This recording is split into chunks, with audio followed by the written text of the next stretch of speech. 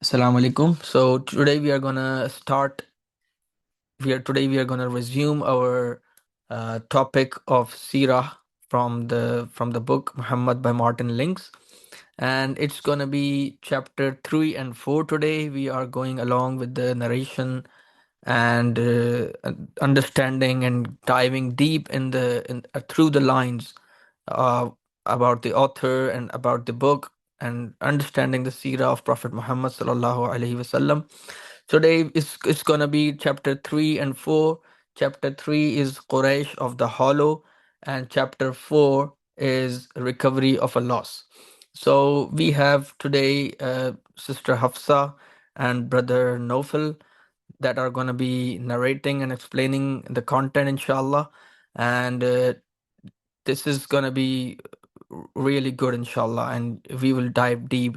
So, chapter 3 is about Quraysh of the Hollow, where we understand and see that the Prophet Muhammad sallallahu alaihi wasallam's ancestors, uh, Prophet Muhammad sallallahu alaihi wasallam's ancestors have what have they done and how are they connected to the Quraysh tribe and what is their family tree.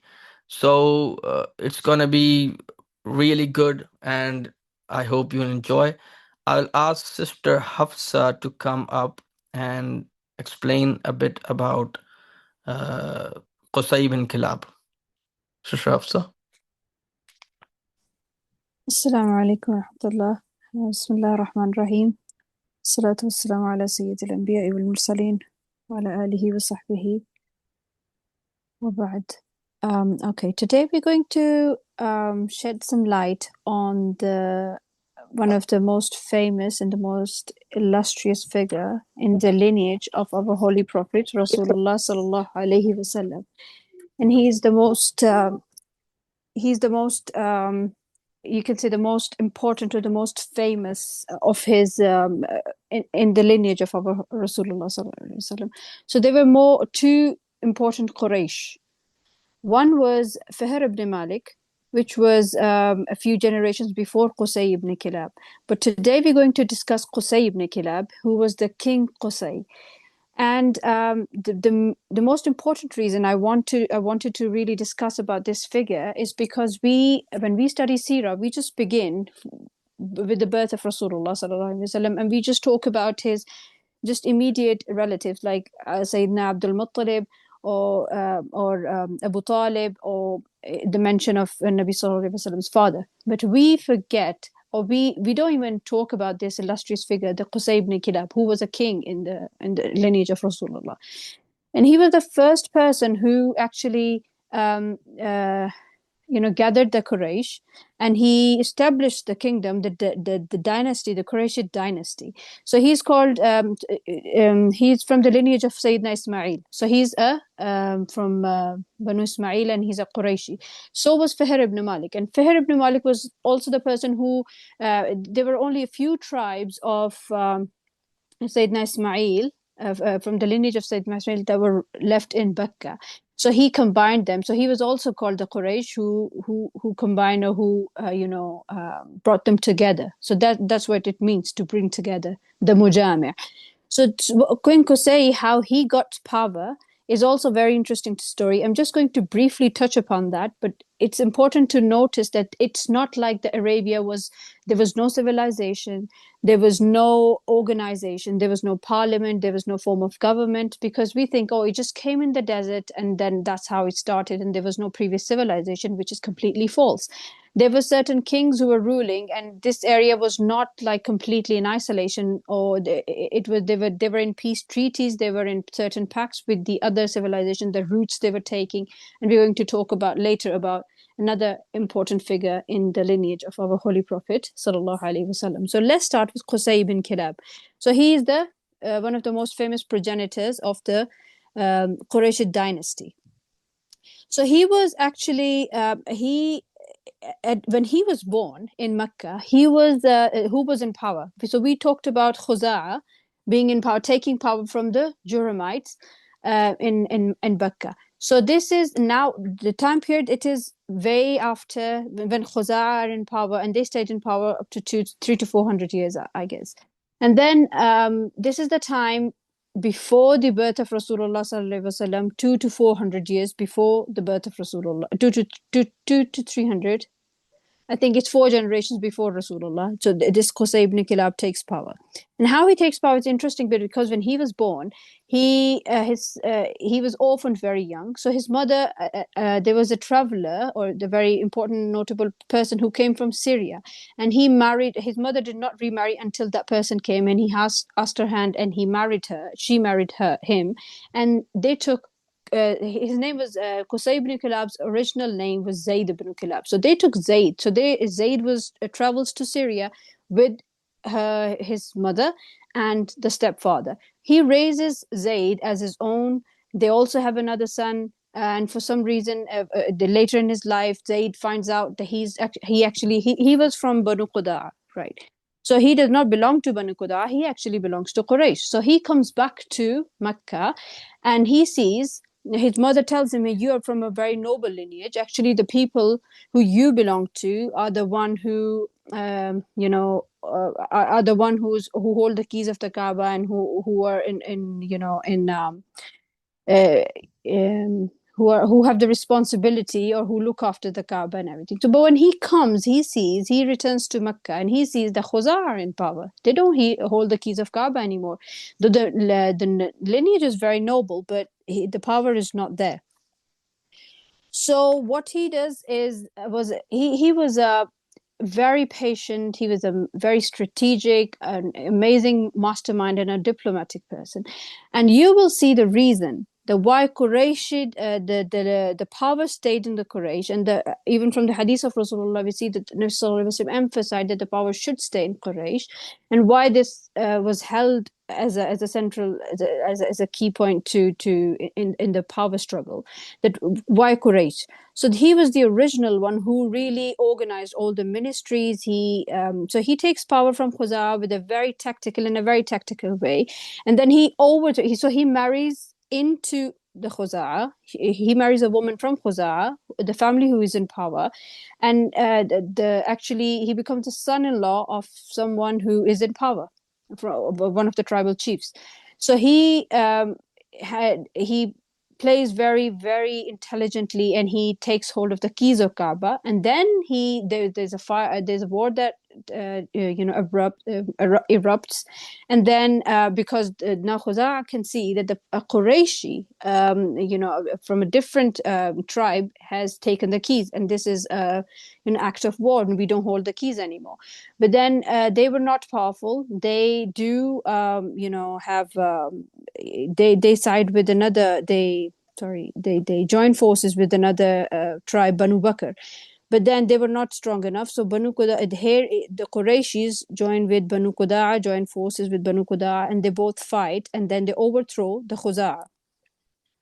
So now the Quraysh are back in power. But what he did, the Qusayy ibn Kilab, he was so like his leadership. He looked ahead. He planned ahead, and he did not want to punish the Khuzā. He actually he does a banquet. He gives blood money to the people who are killed in the war, and he joins forces. He arranges for a big banquet, and he reconciles following the defeat. So he was a great strategist, and he became the presiding authority over Makkah by winning the hearts of even his enemies. So he knows that obviously at this moment in time, they're obviously going to be against him because they have been defeated. But how he wins them over is really amazing. So this is the key figure that we want to remember in the lineage of Rasulullah sallallahu alaihi wasallam. So you can see that he is from Qusayy ibn Kilab. He's known as Kana Malikan inda qawmi. So he was known as the king. And he established the dynasty, established the kingdom. Like it's not like the Persian or the Roman Empire, but his little kingdom. He's very organized, and he establishes inside of Makkah. And he had later on in his lineage, later on his children, there was a succession crisis, and they were all not because they started fighting for power. But when he was there, it was really organized and very strong. So if you can move on to the next slide, I want to discuss a little bit about Darul Nadwa before we jump on to the reading. So Darul Nadwa, we've all heard of Darul Nadwa, but who established it? This was the parliament, the ministry, all the ministries and all the government was run from this Darul Nadwa. It was established by King Qusayy. So what he did was his palace was right in front of the Kaaba, and then adjoined with that was with Darul Nadwa. So Darul Nadwa was it's you can basically call it the Qusay's palace. It served as a parliament and the administrative headquarters for his new government. And it was just, the location of it matters because people are going to visit from for pilgrimage and everything from everywhere. So he strategically placed it right in front of the Kaaba. And the both building was surrounded by Quraysh residences, which served as the insulation and protection from potential threat and ironclad ring of closely knit families who were fiercely loyal to Qusayy and mutually invested in the continuation of his rule. So he did a stratification. So you're going to read in the book, a brother is going to discuss it, that there were two types of Quraysh. There were the immediate one, just in the immediate, around the vicinity of the Kaaba, were the Quraysh al-Bitah, right? So that they were the Quraysh of the center. So they were the most powerful one who had the most power, and they were from the noble, holding noble posts, and they had certain duties divided into every strata of the society. And then there were Quraysh al-Zawahir who were populated around the corners, surrounding the Kaaba, a little bit away from the center. So it was, and everybody, there was a reason why they were placed this way, as you can see in Darul Nadwa. So Darul Nadwa was just not, just a parliament house, just not for, discussion and everything, but it was a very, very central, headquarter for basically for everything, for trade, for taxation, for judiciary, war, peace treaties, retribution, and every kind of thing that you expect from a government. It was decided and basically planned and strategically planned from Darul Nadwa. And Darul Nadwa did not lose its significance until later on, when we see the Quraysh were still conspiring from the Darul Nadwa against our holy Prophet Rasulullah sallallahu alaihi wasallam. And it had a very strict what do you call it, there's not everyone was admitted in Darul Nadwa. You had to be at least 40 plus, and there were certain people who were not 40, but they were, because of their sheer intelligence, they were admitted into the Darul Nadwa. And one of them was Amr ibn Hasham, known as Abu al-Hakam, who later came to be known as Abu Jahl. And then there was another illustrious youth, which we know, that was the first ambassador to Medina. He was very young, and he was not 40, but he was admitted to Darul Nadwa, and he is Mus'ab ibn Umair. So he was very intelligent, and we know his social status as well. So, and then Qusayy ibn Kilab, Zayd ibn Kilab himself, he nominated himself to be the chairperson. So he used to chair all the meetings, all the decisions. So he was the premier, and his family also, they were premiering everything, and they were the Quraysh al-Bitah. So this is there's a lot of detail to it, but I think it's important to note that this figure of Qusayy ibn Kilab is very central in the lineage of Rasulullah. When we see how Makkah operated, why it operated the way it operated, and you will understand that the power struggle, the strategy, and even after Islam, a lot of the administrative, the strategies and everything was coming, or were kept same. And until date, even in Saudi Arabia, till date, there's certain institutions that were started by Darul Nadwa. Among them were, there were four main institutions, and I will just name them just to emphasize the importance of Darul Nadwa and its beautiful and amazing planning, the way it divided all these ministries. So Darul Nadwa was the you can say it's the the parliament house basically. And then there were other ministries like Siqaya and Rifada, which was the feeding the pilgrims and arranging for their water. And then there was a ministry of Hijaba, which was the gatekeeping and security or safeguarding the Kaaba. Who is entering the Kaaba, who's leaving the Kaaba, the regulatory authority, the legitimacy around it. And then there was Qiyada and Liva. So so there was a proper authority that who is going to declare war, who decides when to declare war and who to declare war against, and when to make peace. And all these decisions were done. So this was all under Qusayy ibn Kilab, and he is the one. He came from Syria. He had seen how things work, and he was also a very he was a very wise man. And he did this, and he implemented this, and he did it in the very city of Holy Mecca. So we're going to the chapter reading now, inshallah. And let's start, inshallah. Bismillah. Jazakallah khair, Sister Hafsa. It was very nice and it was a good background before we started this chapter.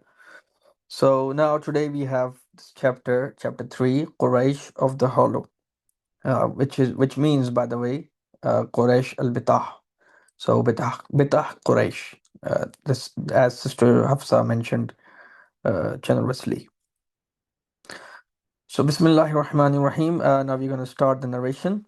It's chapter 3, Quraysh of the Hollow, and the author says, another of the most powerful Arab tribes of Abrahamic descent was Quraysh, and about 400 years after Christ, a man of Quraysh named Qusayy married a daughter of Hulayl, who was then chief of Khuza'ah.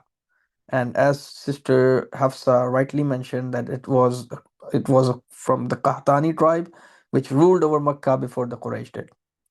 And we have got the background in detail, so no need to go into details for now. So the author adds, Hulayl preferred his son-in-law to his own sons. So his son-in-law was Qusay, and he preferred him on his own sons. For Qusay was outstanding amongst Arabs of his time. And on the death of Hulayl, after a fierce battle which ended in arbitration means it's a neutral third party intervention for conflict resolution. And as Sister Hafsa mentioned about that war, so after that arbitration, after that neutral third party intervention, it was agreed that Qusay should rule over Makkah and be the guardian of the Kaaba. So now Qusay is the guardian of Kaaba, and he's as she mentioned, he's the king of Kaaba now. He is the king of Makkah. He thereupon brought those of Quraysh who were his nearest of the kin and settled them in the valley beside the sanctuary. His brother Zohra, his uncle Taim, Makhzum, the son of another uncle, and one or two cousins who were less close. Now let's see it on the map, on the family tree. So this is another it's on the, like, you can see it on the page. I don't know which the page. It's on the last pages of the book. The author has mentioned the Quraysh of the Hollow and the family tree. So now we are talking about Qusay over here, and Zohra, and Taim, and Makhzum. So he has mentioned that because he was now the king of Mecca and he was in control of the Kaaba, so he asked his nearest of the kin to settle them in the valley beside the sanctuary. Sanctuary, as we discussed earlier, is what we can say the the area of Haram, the area of Kaaba itself, the area around the Kaaba. That's the sanctuary. So his brother Zohra and his uncle Taim. So he asked his brother Zohra and his uncle Taim, who is, you can say, his, what we can say, his paternal uncle, Uncle Taim, and Makhzum, who was his cousin, you can say, the son of another uncle. So Makhzum is the son of another uncle, and one of the two cousins who were less close. These people and their posterity and their future generations were known as Quraysh of the Hollow, Betah Quraysh. And if someone who knows the terrain and the areas of Makkah today, even today, there's a place called Betah Quraysh, and they just call it Batah Quraysh, Batah Quraysh, Batah Quraysh. So that's been, you can say, that's been changed, transformed from Betah to Batah, Batah, Batah. So that's Arabic style. So these and their posterity were known as the Quraysh of Hollow, Quraysh of the Hollow, Betah Quraysh, whereas Qusay's more remote kinsmen settled in the ravines of the surrounding hills.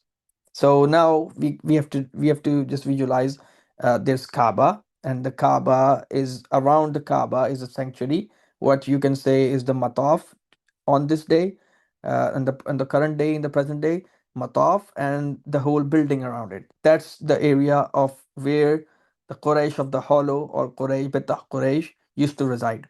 Now they are settled over here, and the remote kinsmen, now the other cousins, or the other cousins, or the other kinsmen, they lived around the Kaaba. They lived around Makkah, you can say, or they lived around the Hududul Haram, which is the Hududul Haram right now.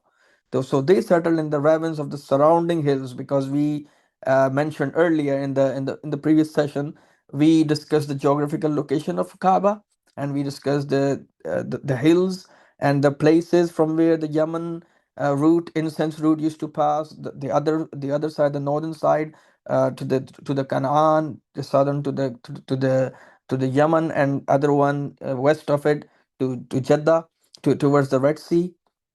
So all of these places, they were just surrounded by the hills. So the kinsmen who settled in the ravines of the surrounding hills and in the countryside beyond, and were known as Quraysh of the outskirts. And they were called, as the sister Hafsa also mentioned it, Quraysh az-Zawahir, because they were on the outskirts, the outer part. Zahir means the outer, the outer appearance, appearing thing. So now, so Qusay ruled over them all as king.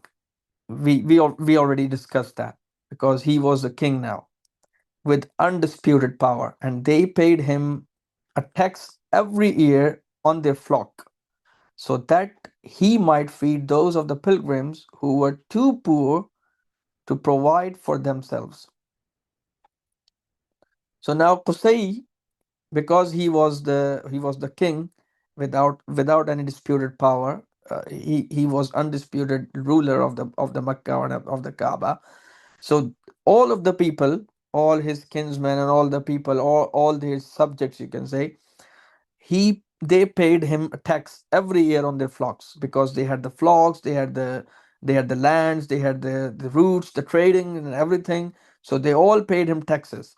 And with those taxes, he used to feed the pilgrims who were too poor to provide for themselves. Because we already established in the previous sessions that the Hajj used to happen, and the Hajj used to be done by all the people from Ibrahim alayhi salam till Prophet Muhammad sallallahu alaihi wasallam. Although they included many bid'at, many they just made some innovations in the Hajj and all the rituals of the Hajj, but the main thing, the basis of Hajj, the main concept of Hajj was there.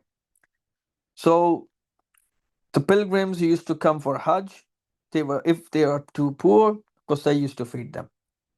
And until then, now the author continues. Until then, the keepers of the sanctuary had lived round it in tents.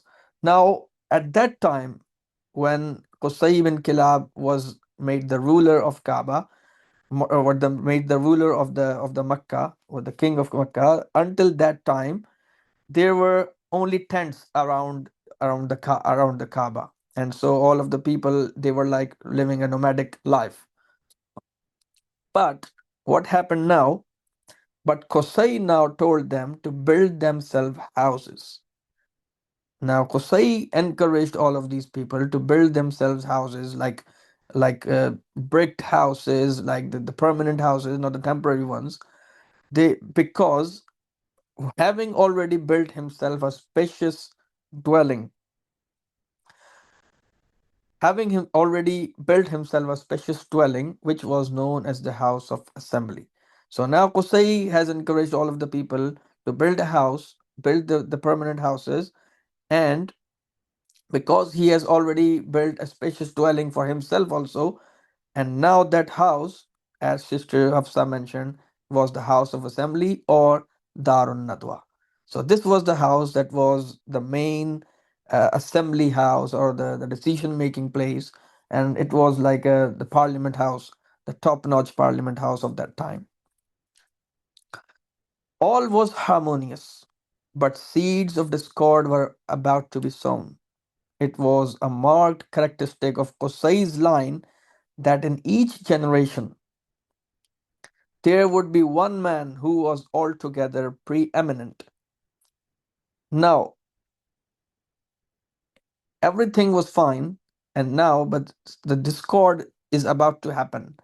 Now, what is about to happen? We are going to see in the next lines that the author mentions that Qusay in the Qusayy's line and in the you can say the Quraysh line in the lineage of Quraysh, there was always someone who was influential, who was eminent, who was like the people used to follow, who was elite class.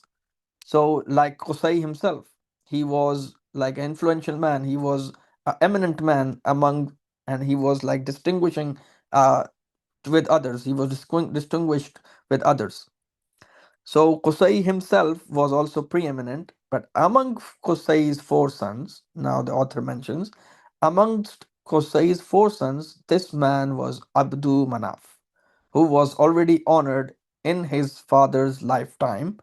But Qusay preferred his firstborn, Abd-Dār. Now we are gonna go back to the family tree. So now we are going past Qusay now. Now we are discussing these people. Abdu Manaf, Abd-Dār, Abd, and Abdul Uzza. So these are the four sons of Qusay bin Kilab. So the author is mentioning that Abdu Manaf was too much preeminent. He was influential, but Qusay used to prefer his oldest son, the eldest one, Abd-Dār, over all of his other sons. But because Abdu Manaf was preeminent, liked by the people, he had some influence. Now, what happened? We're going to study. Amongst Qusay's four sons, this man was Abdu Manaf, who was already honored in his father's lifetime. But Qusay preferred his firstborn. Firstborn means the eldest one, Abd-Dār, although he was the least capable of all.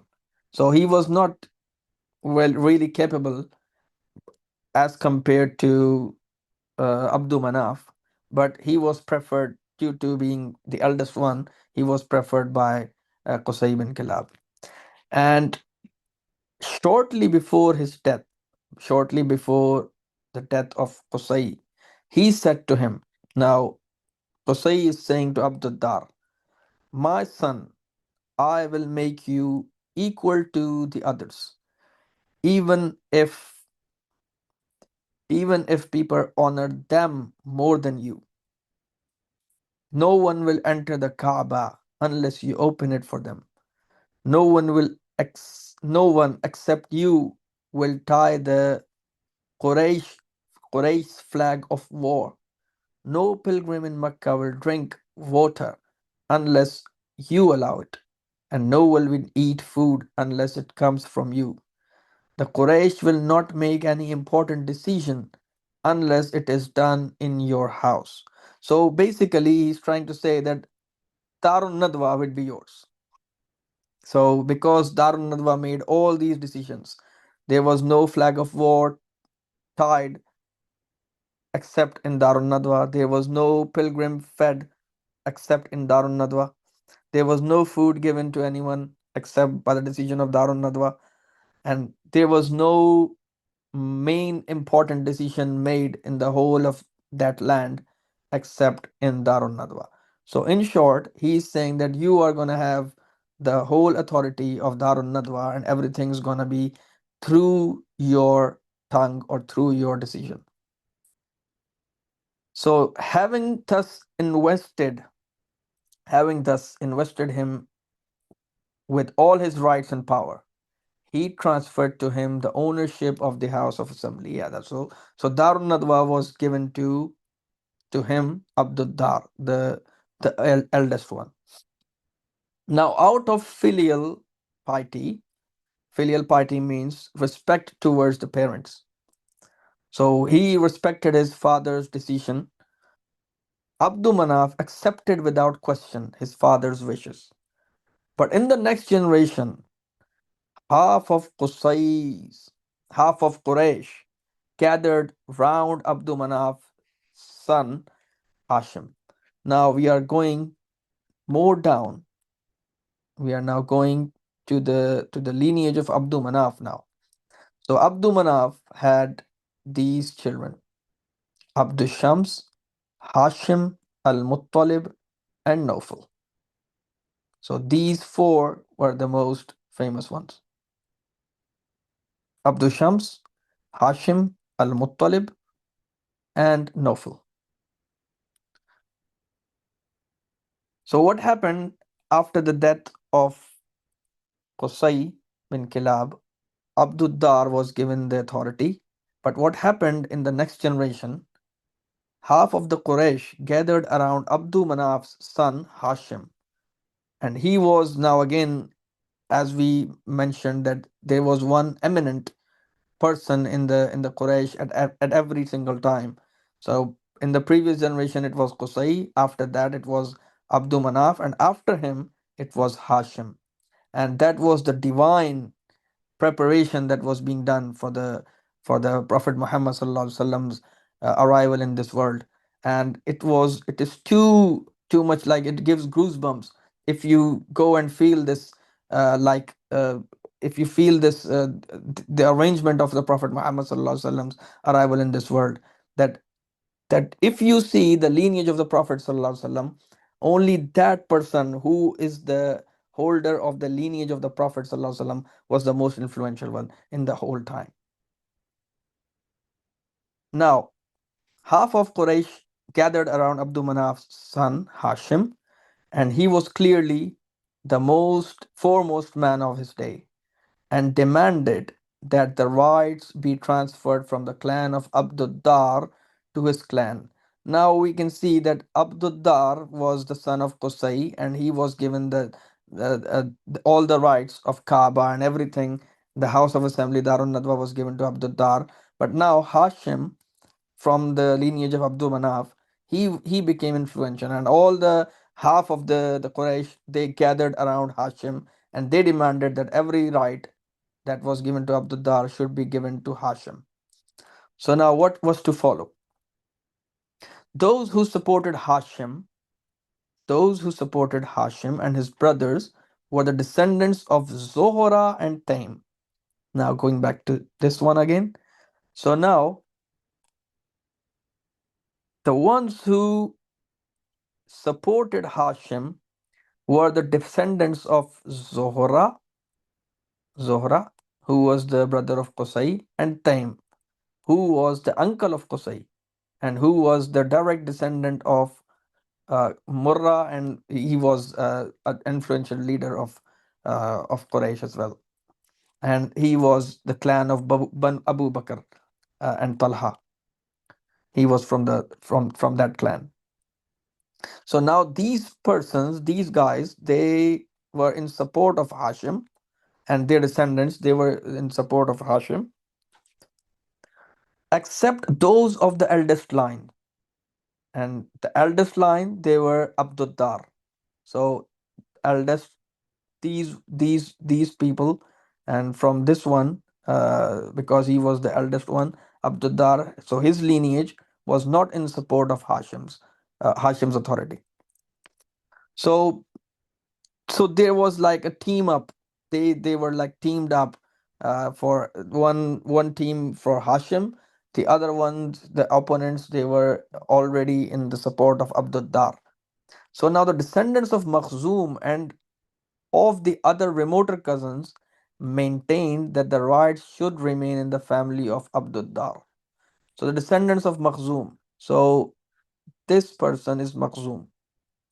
He is the descendant of Yaqaza, and Makhzum was the one who Qusayy asked to reside in the sanctuary in the Quraysh of the Hollow. And it was the Quraysh of Bitah Quraysh. He was the part of Bitah Quraysh. So these people, as we just now saw, this was the team, and this was the you can say the team up of the whole scenario that was being built up. And the descendants of Makhzum and the other remoter cousins maintained that the rights should remain in the family of Abd-Dār. Now, feeling rose so high. Now, there was like hard feelings, they were just gathering up. And the feelings rose so high that the women of the clan of Abdu Manaf brought a bowl of rich perfume and placed it beside the Kaaba. And Hashim and his brothers, and and his brothers and their allies. As we discuss now, Hashim, his brothers al-Muṭṭalib, Abdul Shams, Naufal, and the allies Zohra and Taim, these all people and the descendants of Taim, and their allies dipped their hands in it and swore a solemn oath that they would never abandon one another, rubbing their scented hands over the stones of Kaaba. Now, all these people they are now arranged and assembled in front of Kaaba, and they are dipping the hands. Just visualize, they are dipping the hands in those scents, in those perfumes, in the bowl of those perfumes, rich perfumes, and they are just placing and stroking the hands on Kaaba and giving the oath, swearing an oath that they would never abandon one another and rubbing their scented hands over the stone of Kaaba in confirmation of their pact. And from that day onwards, thus it was that this group of clan were known as the scented ones, and that's al-Mutayyibun in Arabic. So if you want to search about al-Mutayyibun in the books of Seerah, you will find more details, much more details about all of this scenario that happened. So they were called the scented ones, al-Mutayyibun. The allies, on the other hand, now we see the other part of the story. The allies of Abd-Dār likewise swore an oath of union, and they were known as the Confederates or Al-Ahlaf in Arabic. So they were like two parties now, Al-Mutayyibun and Al-Ahlaf. So if you just search the what happened between al-Mutayyibun and al-Ahlaf on the internet, you will get to know much more details about it. So now what happened? They have they have teamed up. Now they have got some parties supporting them, supporting Hashim and his brothers and their allies. The other ones, Abd-Dār, they are having a party and they are having some allies with them. So now what happened now is violence. Now, violence was about to come up. So, violence was strictly forbidden not only in the sanctuary itself, but also within a wide circle around Mecca, several miles in diameter. So, that the author is telling about Hududul Haram right now. That is around, you can say, roughly it's uh, 6 to 8, or I think it's around 12, 13 kilometers from Hudud, from the Kaaba. So it's around 12, 13 kilometers. So when we go to perform Umrah as well, and some people who just go from the Haram, they go outside the Hududul Haram and they re-enter for performing Umrah again and again. So it is several miles in diameter, and two sides were about to leave this sacred pencil because it was already established in everyone's mind that no one is to leave, no one is to fight inside the Hudud al-Haram. It was from the time of Prophet Ibrahim alayhi salam. it was made the Hududul Haram, at that every person's blood, money, respect, everything is sacred in this place and it is secured by Allah. And because of that, even the kuffar, they even don't used to fight in this precinct. So, and that's the Islamic commandment as well in the Quran if we study. So now the author is trying to explain that violence was strictly forbidden, not in the sanctuary only. Sanctuary means the only the place of the Makkah, the Mataf, or not only the place around the Kaaba. So it is not forbidden only in the place of around the Kaaba, but also within a wide circle around Makkah, and that's Hududul Haram, several miles in diameter.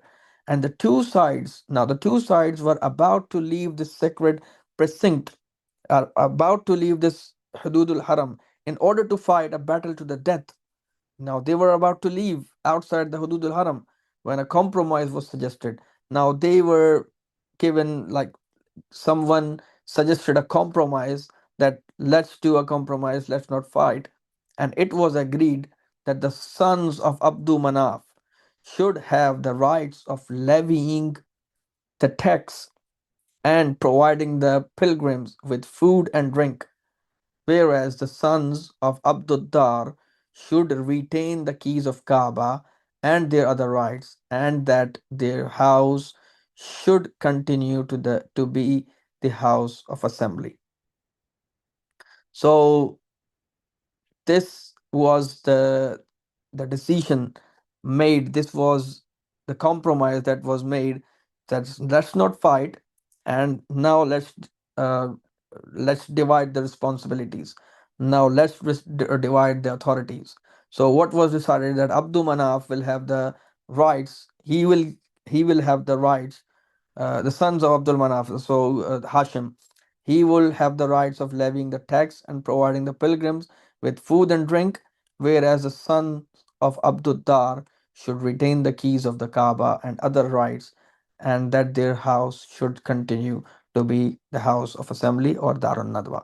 So later on, we will find out that Abbas and Abdul Muttalib, and they, because they were from the lineage of Hashim, so they were responsible for Siqaya, as Sister Hafsa also mentioned, Siqayatul Hujjaj. They were also called that.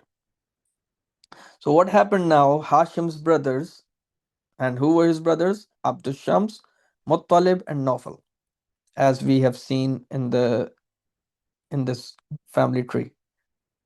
Abdul Shams, al-Muttalib, and Nawfal. Hashim's brother agreed that he should have the responsibility of providing for pilgrims. When the time of pilgrimage drew near, he would rise in the assembly and say, O men of Quraysh, you are the God's neighbors, the people of his house, and at this feast there come unto you God's visitors, the pilgrims to his house.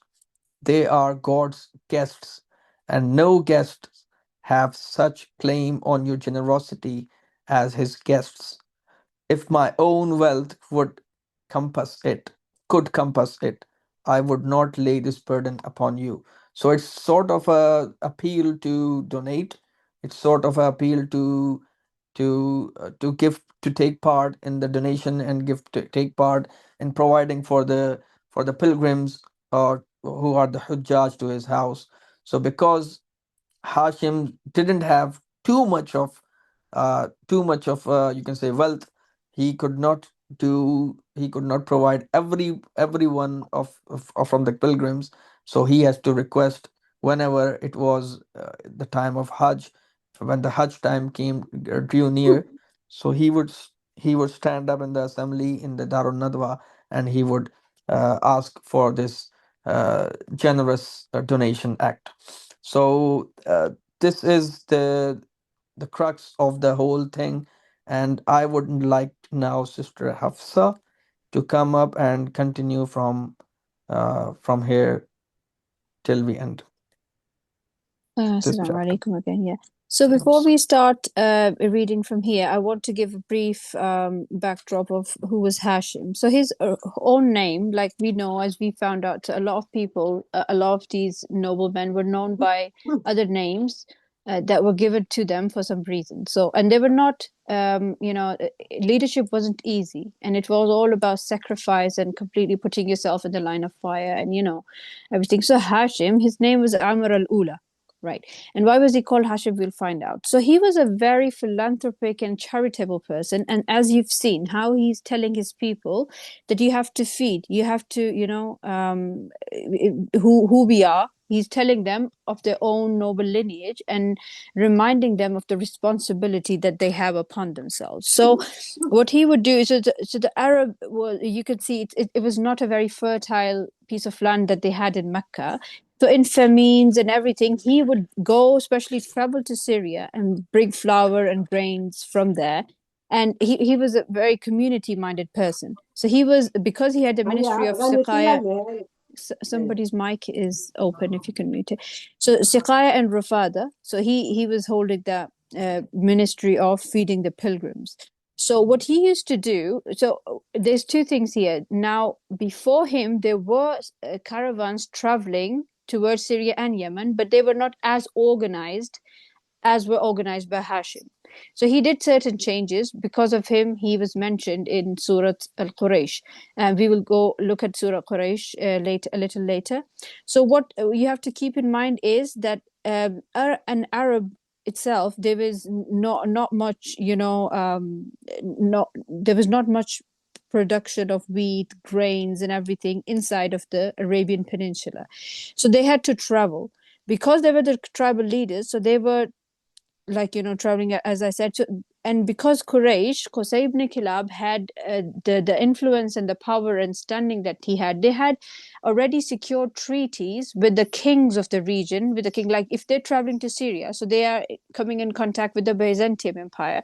So they have treaties, peace treaties, that they have certain, pacts with them. So they will be allowed to travel and trade what's there and bring it into the Arab lands, and then similarly towards Yemen.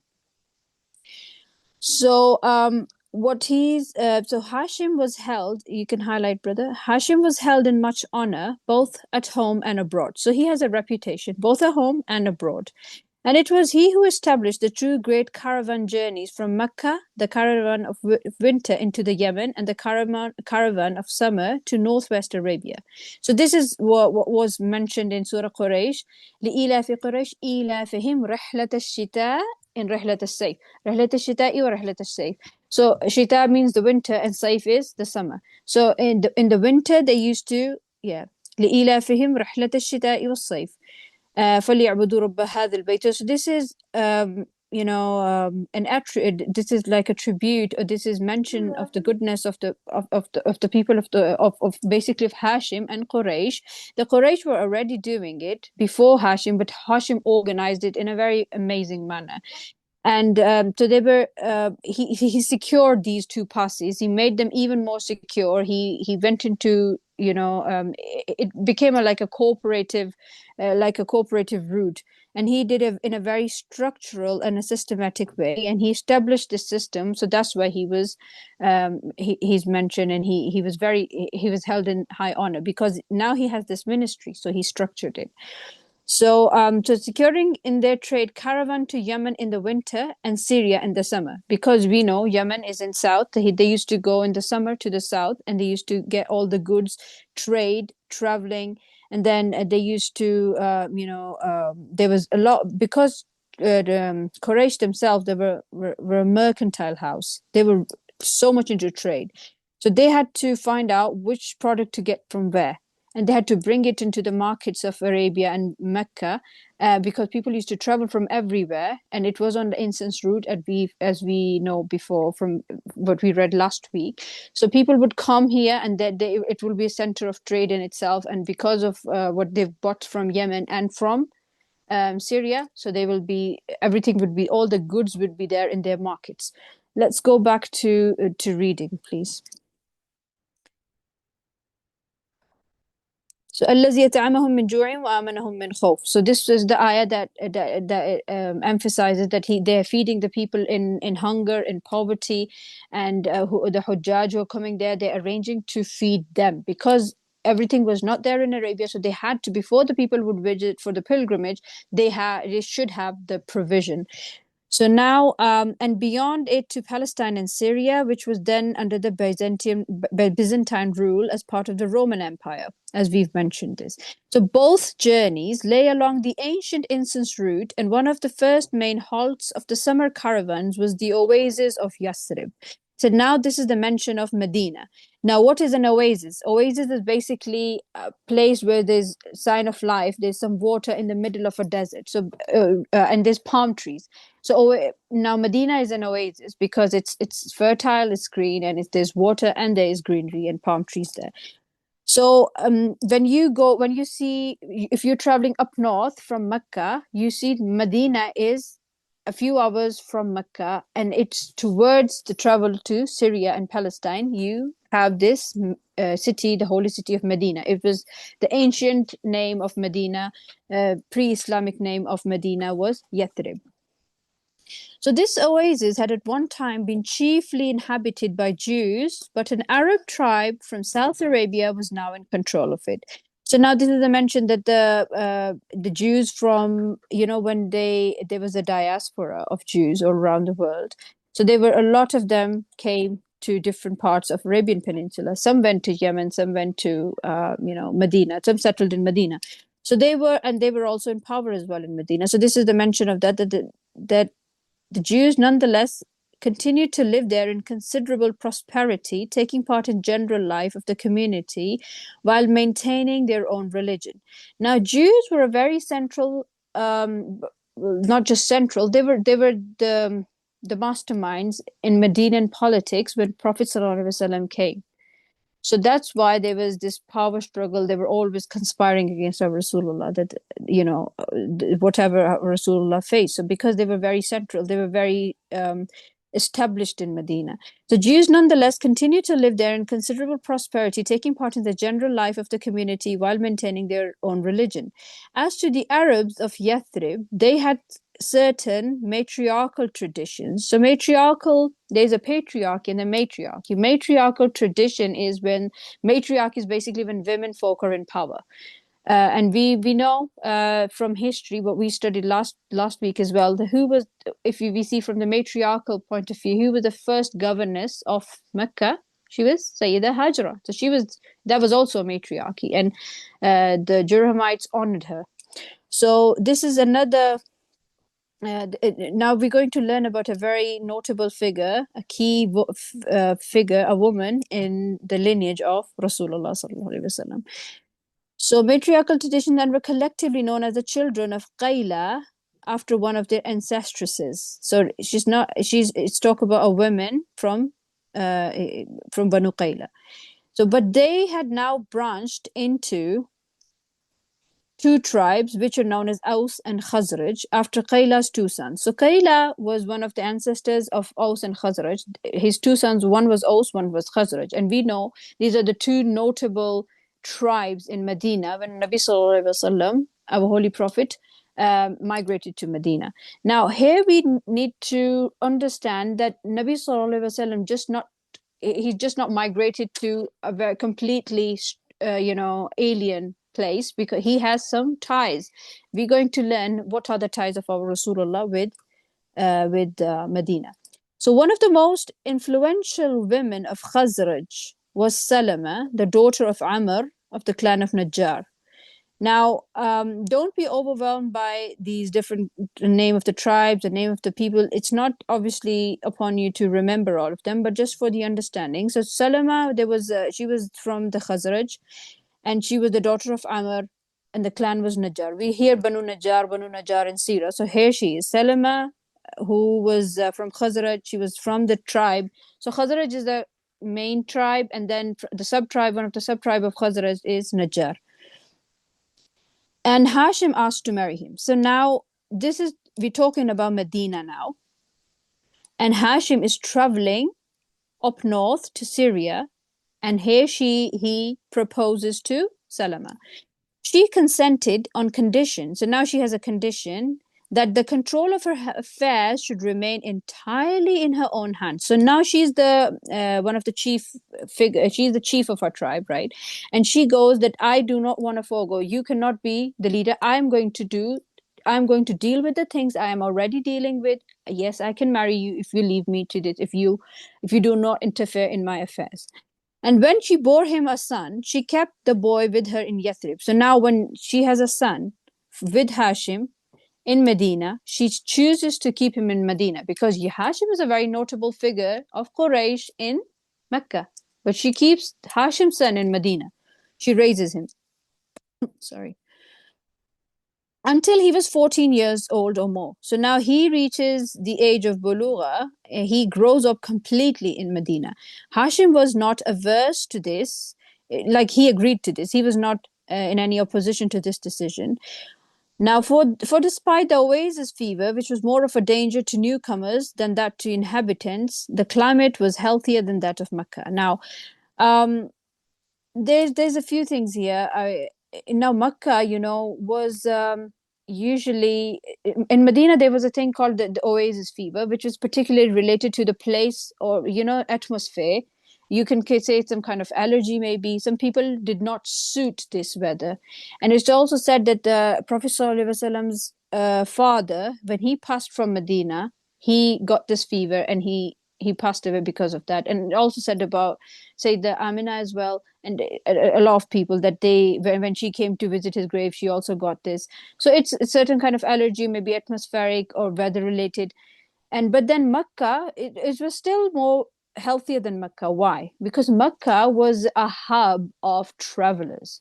So when people are traveling from all over the world, maybe the Arabian Peninsula particularly, or for trading. It's an incense route, we know. So they come, and there are a lot of illnesses that are there in Mecca. And people used to get ill, and that's why people used to send their children to the Badia, to the outskirts of Mecca, and to the healthier life of deserts and stuff, so the children stay healthy. And they used to arrange for them to be fed outside of Mecca as well.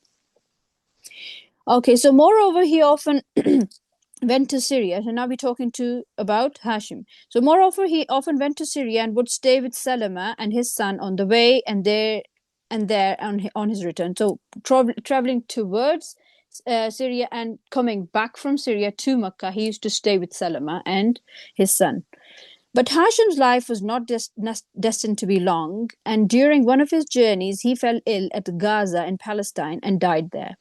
So this is, Gaza. Gaza is also known as Gaza to Hashim, and they're very proud of their link, this link to the Prophet ﷺ and Hashim, that he used to pass through Palestine, and then because Gaza was a seaport, so you can see it's a very strategically placed. So they say that Hashim passed away. So this is history. People also say this is not.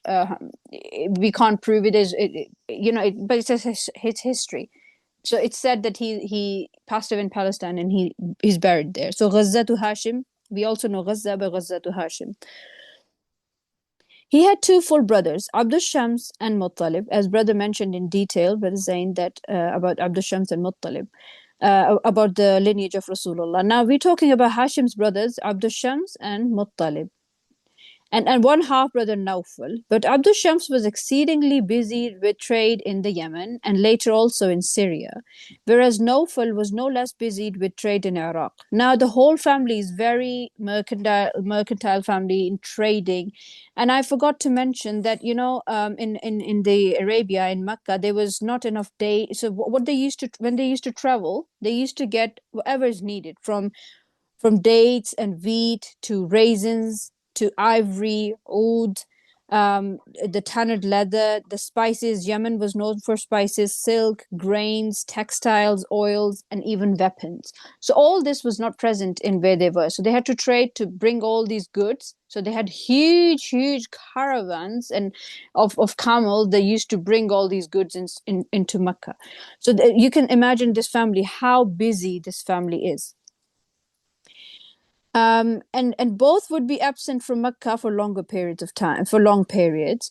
For these, and perhaps for other reasons also, Hashim's younger brother Muṭṭalib took over the rights of watering the pilgrims and of levying tax to feed them. So now they were collecting tax, which was one of the ministry, and later you can say transformed into Baytul Mal and other tax collecting authorities. So this was already there. It's not like they didn't have any structure. And they were feeding Siqayatul Hujjaj, Siqayatul Hajj. This was the ministry which they were, managing. So they used to do this. And he now felt it his duty to give thought to the question of his own successor. Now, they're very successful, they're very busy, they need help, they're talking about succession, who's going to come after them and who's going to carry on their, mission. So Hashim had 3 sons by wives other than Salama. But if all that was said were true, none of these, and for that matter, none of Muttalib's own sons, could be compared with Salama's son. Now, leadership, that's why they say leadership is a God-given gift. And sometimes people are born leaders, or maybe you can see in Hashim Salama, his mother, though he's only around most of the time, Hashim's son, which is Shaybah. He'll be talking about Abdul Muttalib now. Now, Abdul Muttalib is a bit confusing because Muttalib was his uncle and Shaybah was the name. So he'll be talking about the grandfather, Abdul Muttalib, of our holy prophet. His name was Shaybah al-Hamd. He was called Shaybatul Hamd. Now, he was of notable leadership qualities or traits. None other than him, none of his age or his in his relatives and his cousins was to be compared. Like nothing, nobody was comparable to him in leadership. He was a very notable figure. He was, you can as we say about Qusayy and then about ʿAbd, about Nawfal. So the leadership just stands out. It just stands out. These figures just stand out. So despite his youth, Shaybah, so she had named him. So she named him Shaybah, already showed distinct promise of gifts for leadership, and excellent reports of him were continually brought to Makkah by travelers who passed through the oasis. Finally, Muṭṭalib went to see for himself, and what he saw prompted him to ask Salama to entrust his nephew to his care.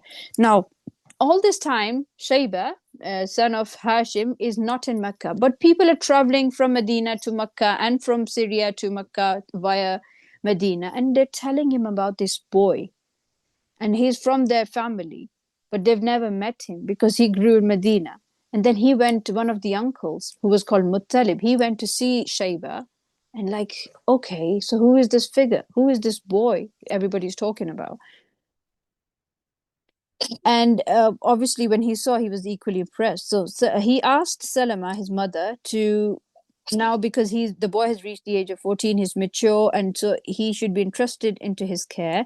And Salama was unwilling to let her son go, and the boy refused to leave his mother without her consent. But Muṭṭalib was not to be discouraged, and he pointed out to both mother and son that the possibilities which Yathrib had to offer were not to be compared with those of Makkah.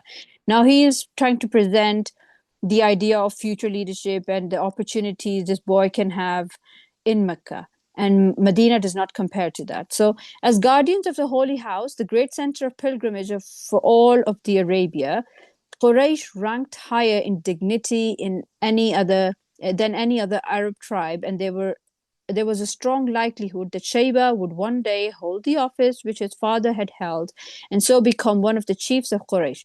Now, there's nobody could deny the honor and dignity that Quraysh already had since centuries, for centuries.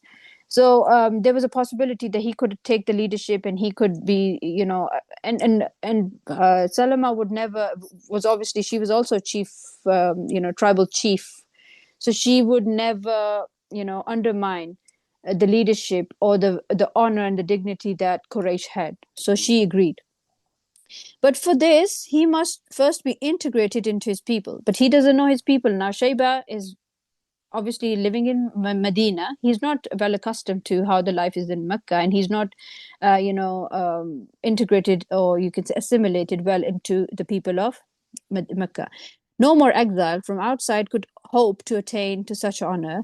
Salama was impressed by his arguments, and if her son went to Makkah, it would be easy for her to visit him there and for him to visit her. So she agreed to let him go.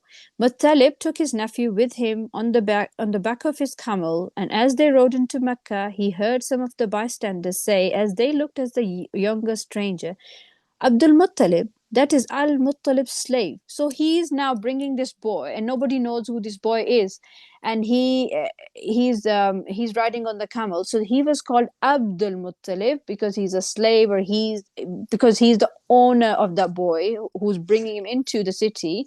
So people started calling him Abdul Muttalib, Abdul Muttalib. Out upon you, he said, he is no less than the son of my brother Hāshim. So he's trying to correct them. Now, he's not my slave. He's my nephew. He's the son of my late brother, Hāshim. The laughter with which his words were greeted was but a prelude to a merriment that was caused throughout the city as the story of the blunder ran from mouth to mouth. And from that day, the youth was affectionately known as Abdul Muttalib. So now this story was for its comic, for the comic reasons, and for also the, how you can imagine the situation. They're bringing this boy, and they started calling him Abdul Muttalib. Oh, he's a slave of that man. But little they know who this boy actually is. He's actually the son of the late Hāshim, the notable, amazing, respectable figure in Quraysh. And the story became really popular because people were like shocked, and they were pleasantly surprised that there's a new personality, like kind of celebrity in our city. And everybody loved Hāshim. Everybody loved Hāshim. So his son was obviously going to be very loved and respected. So so this story became popular. So he was nicknamed Abdul Muttalib, and that's how we know him, the grandfather of our Holy Prophet Sallallahu Alaihi Wasallam. Now you see the connection of Rasulullah to Medina before his birth through his grandfather and his great-grandfather. Not long after his arrival, he was involved in a dispute about his father's estate with his uncle Nawfal. But with the help of his guardian uncle and pressure brought to bear from Yathrib, Abdul Muttalib was able to secure his rights. Now, there's again, when you come, there's succession crisis. There's a fear. There's a dispute on property because of the central position of Quraysh and the different ministries they were holding. There was a dispute, but it was solved because there was pressure from Medina as well. Now there's an additional pressure from Medina, and his uncle also helped him. So nor did he disappoint the hopes that had been encouraged by his early promise. And when after several years, so now what was the early promise about his leadership, and he has all these opportunities. Now after several years, now his uncle Muṭṭalib, who brought him into Medina, died. No one disputed his nephew's qualifications to succeed to the heavy responsibility of feeding and watering the pilgrims. So he takes the ministry of Siqayatul Hajj. It was even said, Siqayatul Hajj means the feeding and, the providing and arranging everything for the pilgrims. It was even said that he surpassed both his father and his uncle in his fulfillment for this task. So he lived up to the positive expectations of the people had of him based on his initial potential. So people could see the potential of leadership in him, and he lived up to those, expectations. And that is the grandfather of our Holy Prophet Rasulullah Sallallahu Alaihi Wasallam. So leadership was in their family. It was not just, our Holy Prophet was born into it. That's why the Quraysh lineage is the most noble lineage, most noble family tree, or the most noble lineage of Rasulullah. He said, I have the most noble lineage, and it leads all the way up to Ismail and Ibrahim, and then to Adam alayhi salam. Jazakallah khair. And then I give it over to Brother Nawfal now. Jazakallah, Sister Hafsa and Brother Zain. Thank you very much. I think that was very interesting and insightful for you to walk us through the ancestry of the Prophet Sallallahu Alaihi Wasallam in Makkah itself, and what kind of relationship he has with Yathrib or Medina even before he's migrated to Medina. So I think just to sum up, at the end of chapter 3, we have seen how the Quraysh in Makkah from Qusayy, who set up the Dar al-Nadwa, all the way down that chain of the Quraysh to Hāshim, then to Hashim's son Shaybah, who last becomes known as ʿAbd al-Muṭṭalib when he comes into Makkah. So the next chapter, inshallah, we will look at something that Allah subhanahu wa ta'ala chooses ʿAbd al-Muṭṭalib to do, which would further cement his position in the Quraysh. And as sister just said, these are the grounds on which the Prophet ﷺ used to say that I am from the best of lineage from amongst the Quraysh, because these are people who were well respected and they were of very high and noble character. Just before we go into chapter 4, I would like to share something with you on screen, and it's something very familiar to all of us. Of course, this is the picture of the Kaaba. And I'd just like to sort of, obviously this is now not at the time, but I'd just like to visualize this. So this is when you look at the Kaaba, let's say from space. So this is how it looks. The true north, the magnetic north, is sort of somewhere that side. This place is the Hatim as we know it, so it's like a small wall. The black stone, Hijr al-Aswad, is here. This is pointing towards Yemen, so Yemen is south, so this is Rukn al-Yamani, or the Yemen corner. This way is Iraq, or north, and this way is Syria. But I just want you to imagine that this is how the Kaaba would look if you looked at it from space. This is the east of the Kaaba, this is the Maqam Ibrahim, and this is the Hatim, which is to the northwest of the Kaaba. So I think with that picture in mind, let's go and start reading chapter number 4.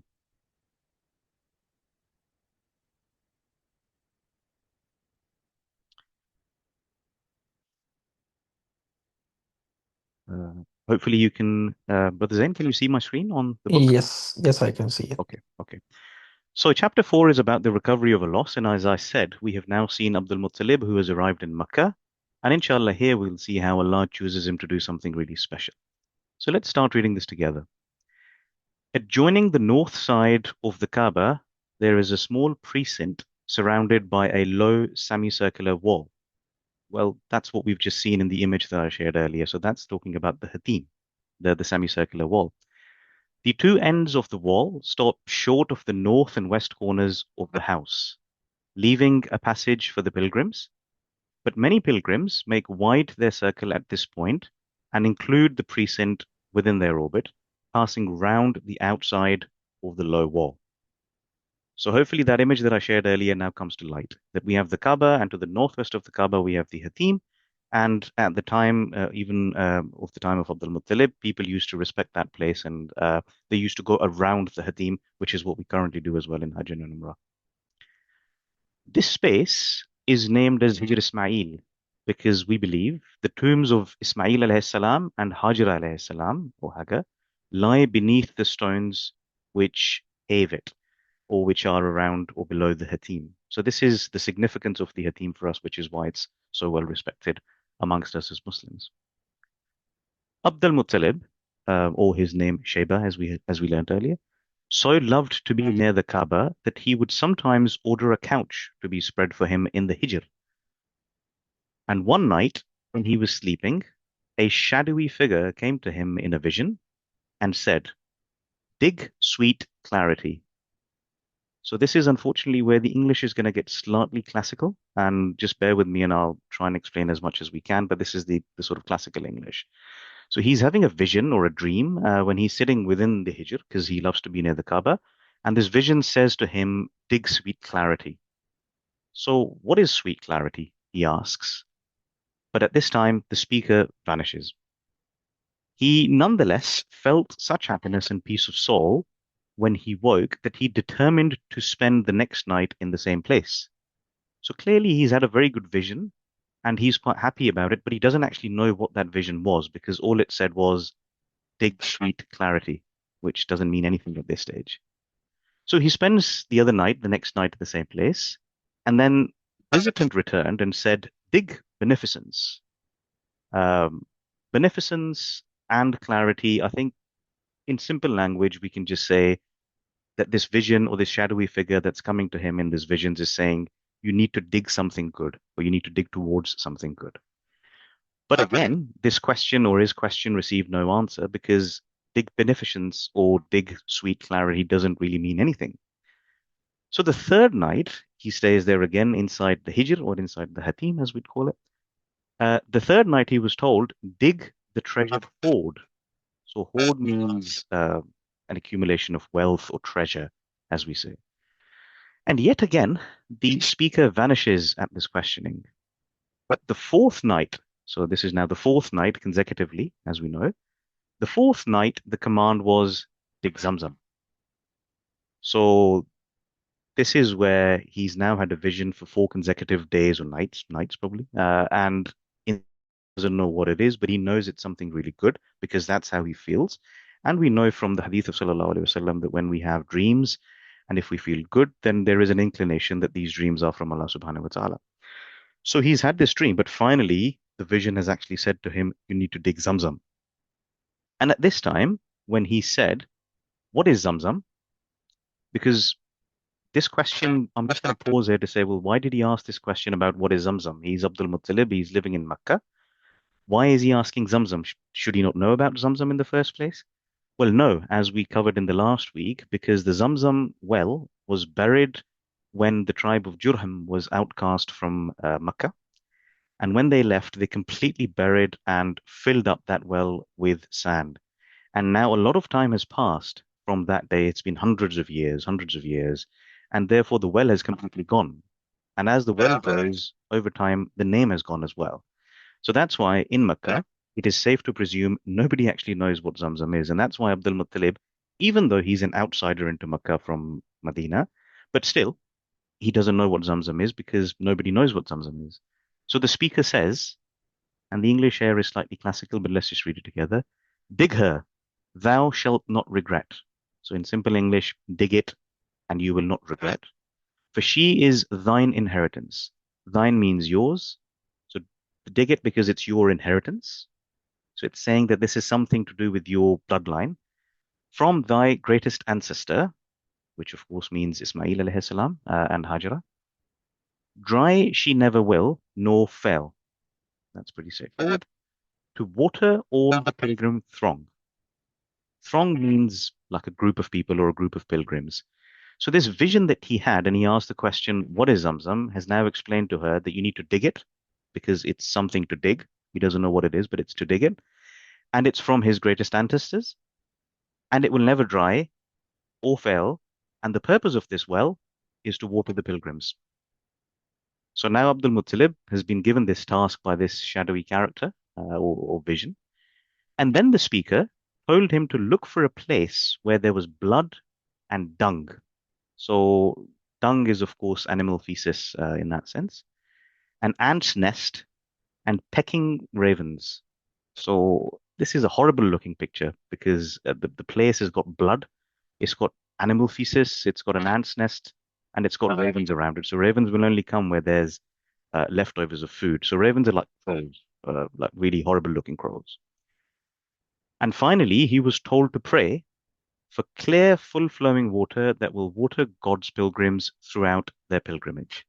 So in simple sense, I think the prayer is for water to come, which can allow the pilgrims to be watered when they come for the pilgrimage. So he's been given the task, dig the well. He's been told where it is, but it's not quite clear because this could be anywhere. It doesn't say it's within the vicinity of Makkah or anywhere near it. And he's been asked to make a prayer. So that's about it. And then when dawn was breaking, so of course the night has passed and it's very early hours in the morning, Abdul Muttalib rose and left the Hijr at the north corner of the holy house. So now in your minds, the image that I started with, just please stick with that image in your mind. So Abdul Muttalib is rising from the Hijr. The Hijr is in the northwest of the Kaaba. So he gets up there and he goes around at the north end of the Kaaba, which is also called the Iraqi corner. So he's now sort of going around the Kaaba from the north and he's turning back on himself. Then he walked along the northeast wall that we know, at the under end of which is the door of the Kaaba. So he's going past the door of the Kaaba. Passing this, he stopped a few feet beyond it at the east, where he reverently kissed the black stone. So reverently means respectfully, kiss the black stone. So as we saw earlier, the black stone is in the southeast of the Kaaba. So the southeast corner is where the Hijr al-Aswad is. So he started from the north. He's making a pilgrimage, basically. He's just going around in a tawaf.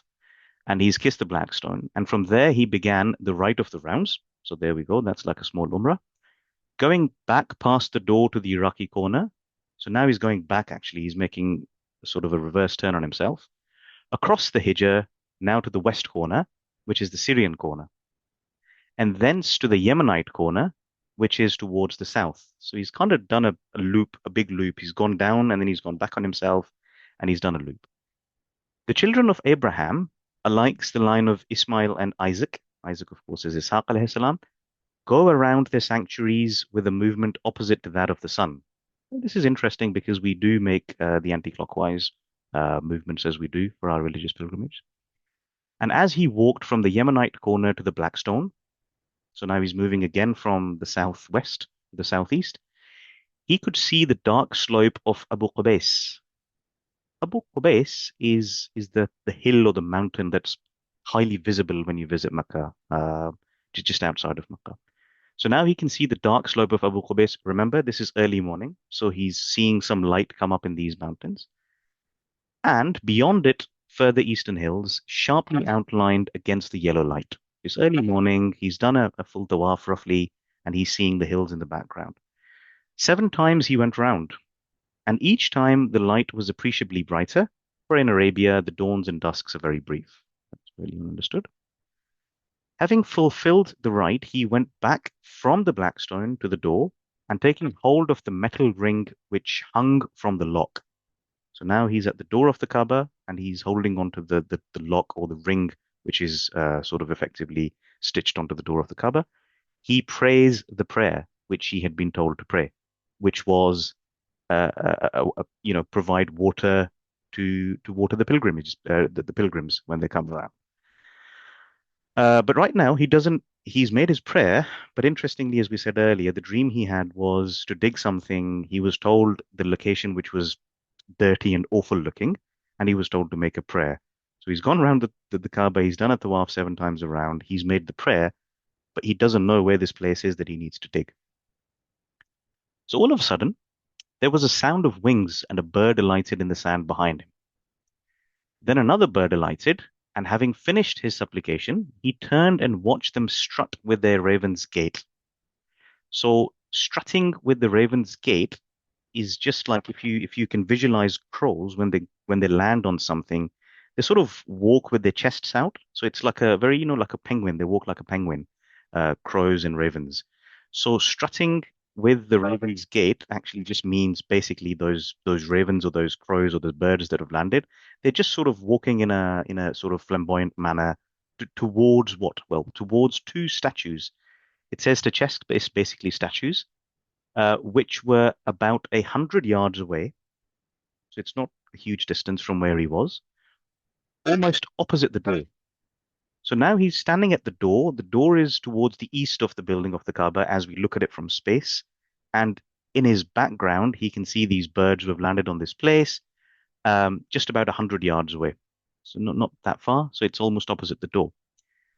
These had been adopted as idols. So now we're talking about these rocks, these statue-type rocks that we have, and these have been adopted as idols. And it was between them that the Quraysh sacrificed their victims. So now this is interesting because if the Quraysh are sacrificing their victims, as in like the animals which they used to sacrifice for the Kaaba, this indicates that there might be blood, which is what he was told. So al-Muṭṭalib knew well, as did the ravens. This is just, I think, the author being a bit funny, that there was always blood in the sand at that place. So we know that now. There was also dung. So it's like a dirty place where there's just maybe leftovers from the sacrifices which people have done or whatever. But there's blood. Now the birds have landed, the ravens have landed. There's also some dung.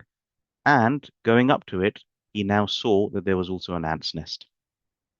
So all of a sudden, just out of the ordinary, he doesn't know where the things are, but he stands at the door of the Kaaba, he makes a prayer, and all of a sudden, a lot of physical factors just come into place, which divert his attention to where this thing is. So now he's sort of moved in the opposite direction of the door of the Kaaba. So now he's walking towards the east of the Kaaba, amongst this sort of hill or whatever this place is. And he went to his house. So he goes back to his house and he took two pickaxes. So that's just axes. One of which was for his son Harith, whom he brought with him to the place where he knew that he must dig.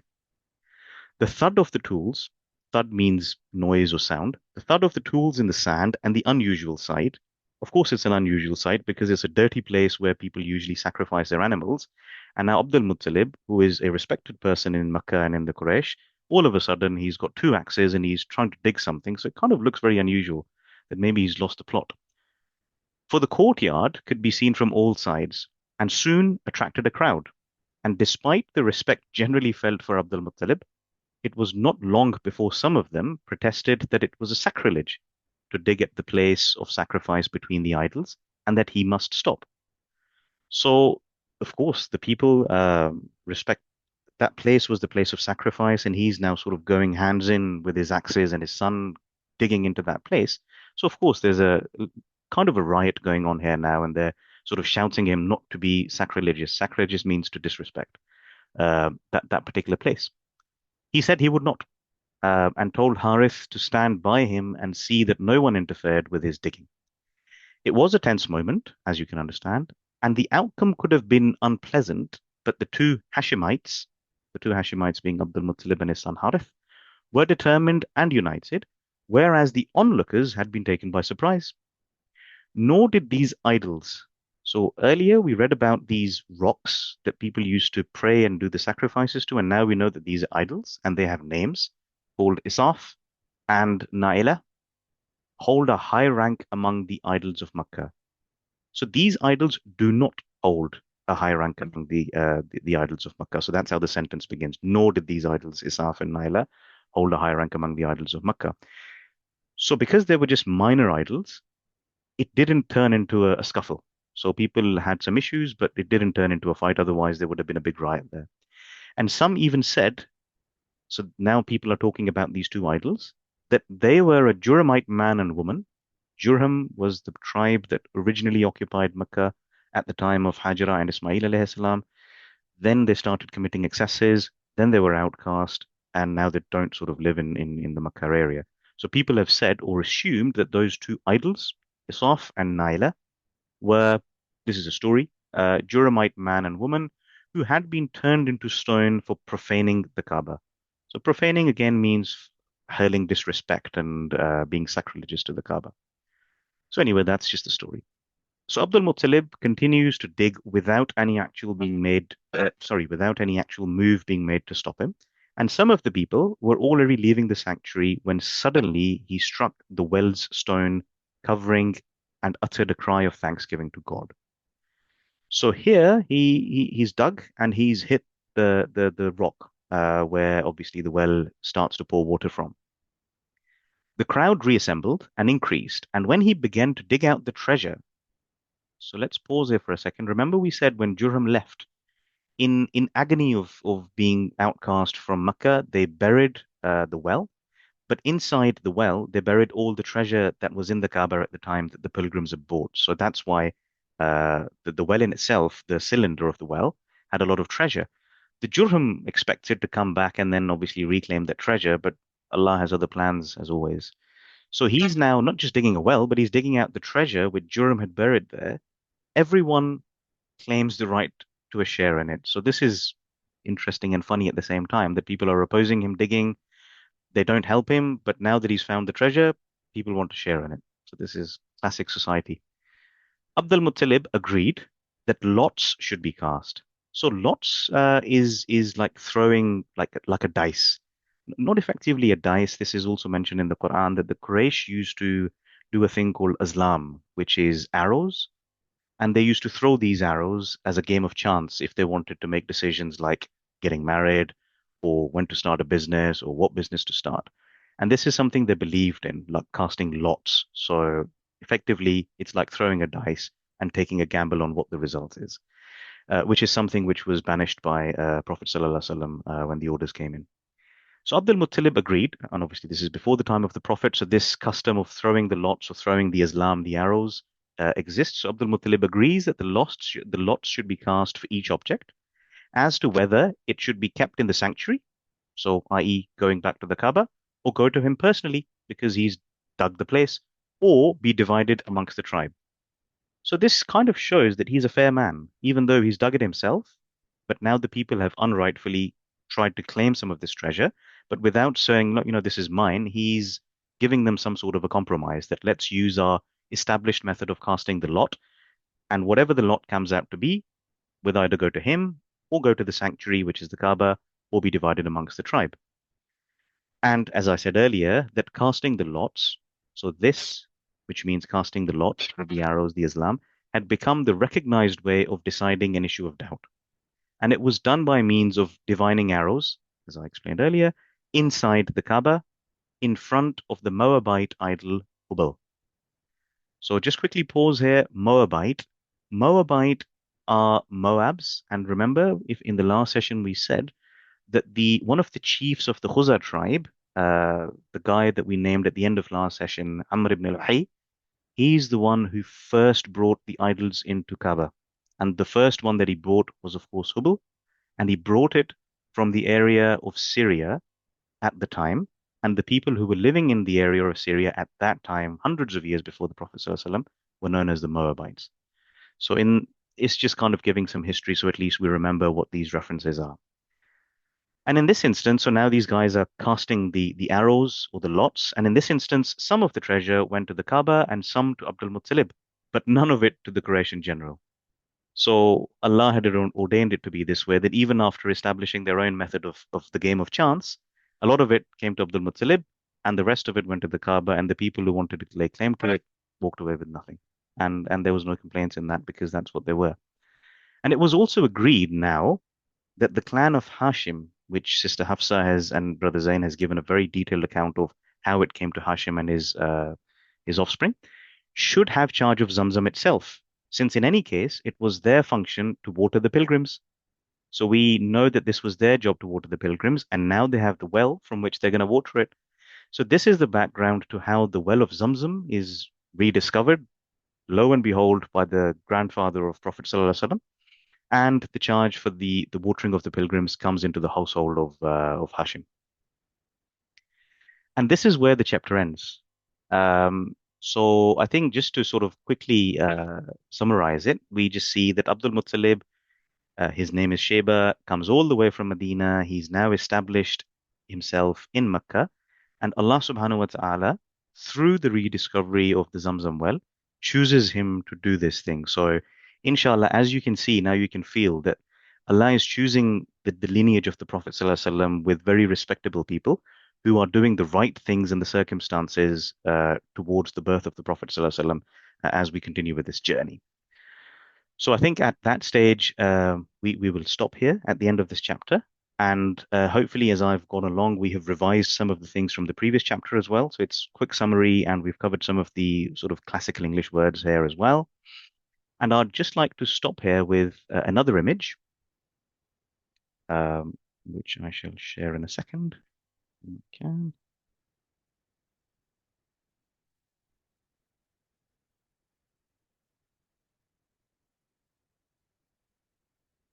So as you can imagine, the discovery of the well that we've just talked about was very close to the Kaaba. So it was only 100 meters from the Kaaba. It was a dirty old place which had two idols in it. There's blood on the floor. There's ravens sticking their beaks in the thing. There's an ant's nest. And then Abd al-Muṭṭalib, based on the illusion or the vision that he had, actually, sorry, my bad choice of words, the vision that he had is using his axes to strike a well. So this is possibly what it would have looked like at the time. As you can see, there's the Kaaba in the background, a couple of idols here, a man and a woman. Let's just assume Naila and Isaf. Blood on the floor, some raven, the dirty old place, an ant's nest, and it's just by the Kaaba. So nobody actually paid attention to the fact that the well was here. So this is how he discovers it, and this is what it's eventually going to look like now that the well has been found. So it's just some images just to kind of give a visual picture. Very old way. This tomb kind of thing was set up on the well of Zamzam before in the 1970s, the royal family in Saudi Arabia decided to move that to the ground floor. But this is how the well of Zamzam was, just sort of here to the Kaaba, and they built this thing to identify where the well was. So now at the end of chapter 4, I'll stop sharing. We have covered the history of Prophet ﷺ's lineage, most importantly, his relationship to Yathrib or to Medina, even before his migration back towards Medina, and how his grandfather, al-Muṭṭalib, through Allah's command, is being established as a noble person in the Quraysh before the birth of the Prophet ﷺ. So I'll stop there to see if anybody has any comments or questions. And if not, then we can move towards wrapping up the section.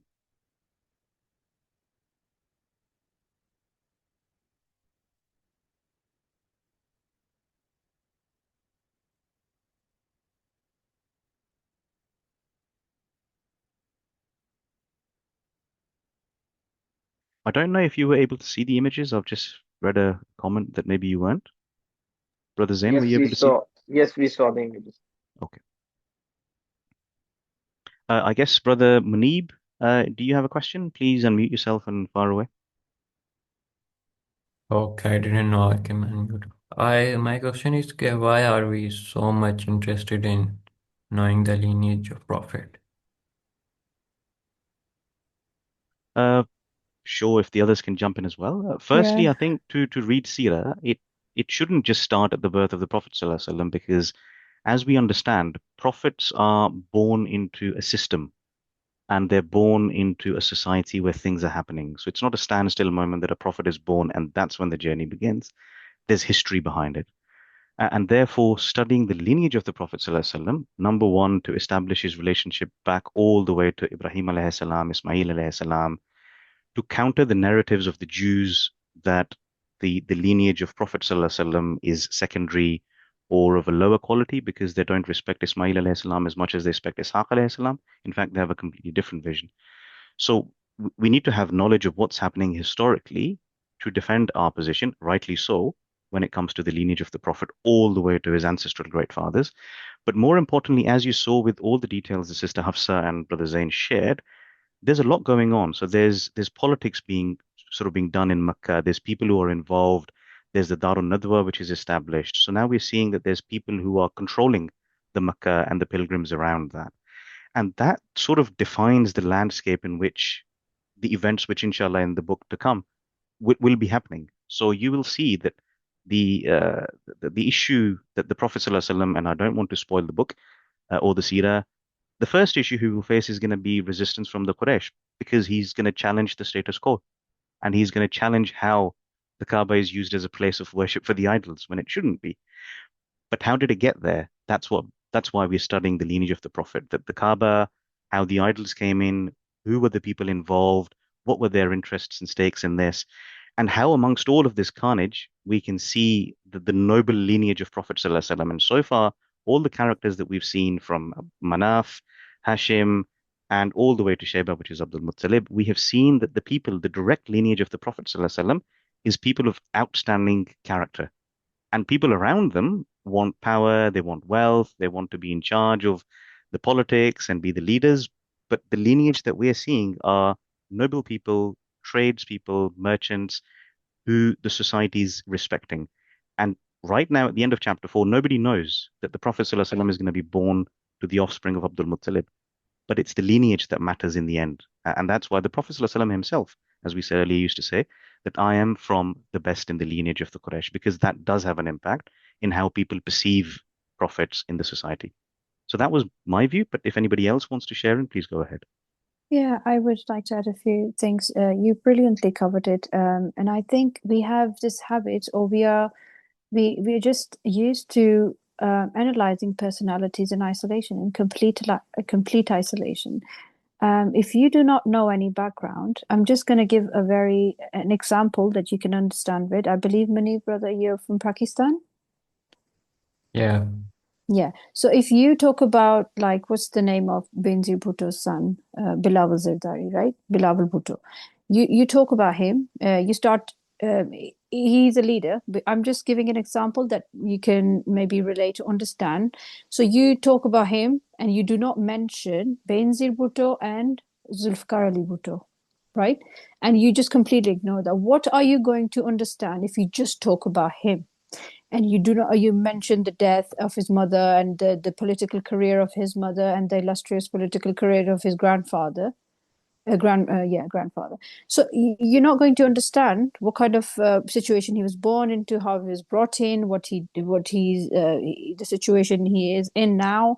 It's like you're studying him in isolation. The reason I gave him the example is because his ancestors were popular as well. Now, your question could have been that why do we not know enough about the lineage of our Rasulullah sallallahu alaihi wasallam? Why is it not taught or talked about enough? If he has such figures like Hāshim and al-Muṭṭalib and Hāshim and Qusayy bin Kilab and Fihr ibn Malik in his lineage, why do we not know about them?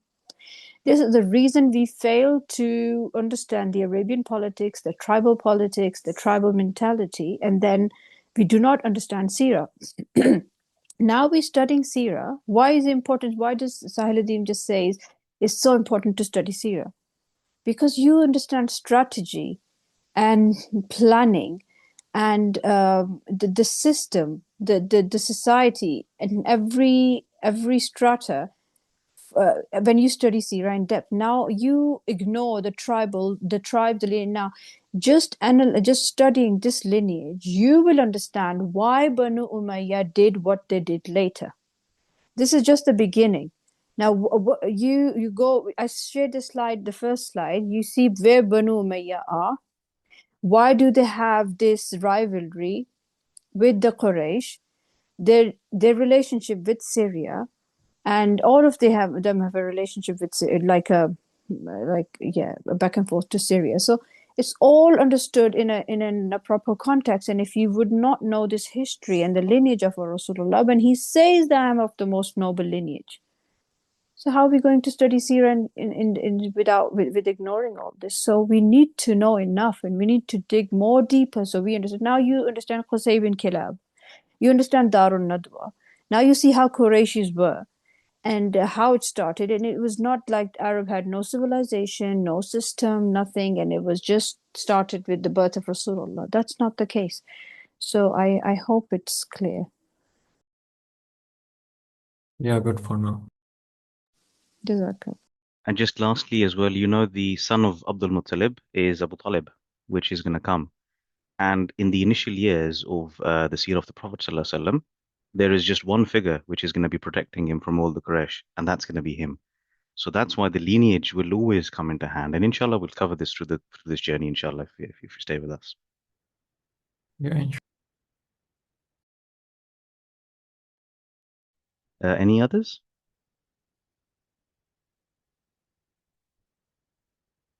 I think one of the sisters has asked to be sharing the first slides. I believe the recording of this session will be published on the platform after the event.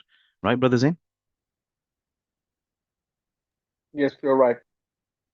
One of the brothers, I think, has a question. Adil, if that's your name, please fire off. Assalamu alaikum. Wa alaikum assalam. Oh, my name is Anam.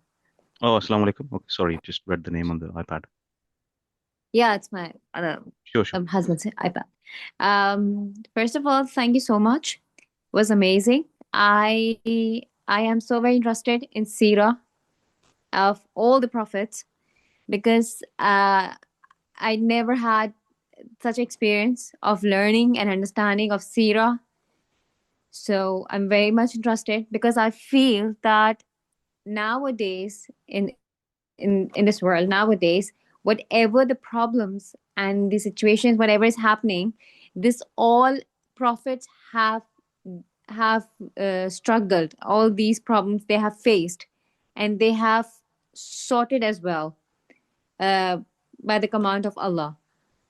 But we don't know. We couldn't solve our problems because we don't know the way how to solve it according to Islam. So I think by having these kind of lectures and sessions, it will be very helpful to deal our daily lives problems. Yeah, indeed. And that's the whole purpose. So I think, by the way, we're all students. So none of us are scholars. Yes, Sister Hafsa, Brother Zain are a bit more educated than some of others, but we're all students. And the idea of this journey, as we've started with the book, of course, of Seerah, is, and you will have seen from the session, that we're not just reading it as a book, that the Seerah and the events happen, Prophet ﷺ was born, then he went against the idols, and so on and so forth. But we're trying to make it interactive, and the brothers and the sisters, they're bringing a lot of background research for us to kind of contemplate, what is happening, how is this all happening in the background, and we're only into the fourth chapter. So this is the second session. It's very sort of prehistorical times in terms of the Seerah. So inshallah, please stay with us in this journey. It's a long journey, but stay with us. And on each of the chapters, inshallah, as we go in, you will see things and examples where you can relate characters, you can relate problems and issues to our daily lives. And there might be solutions, there might not be solutions, but that's fine. This is the whole point of studying the Seerah. And if you do have any comments, suggestions that you can bring back to the group, please feel free to do so, because this is more like an interactive session.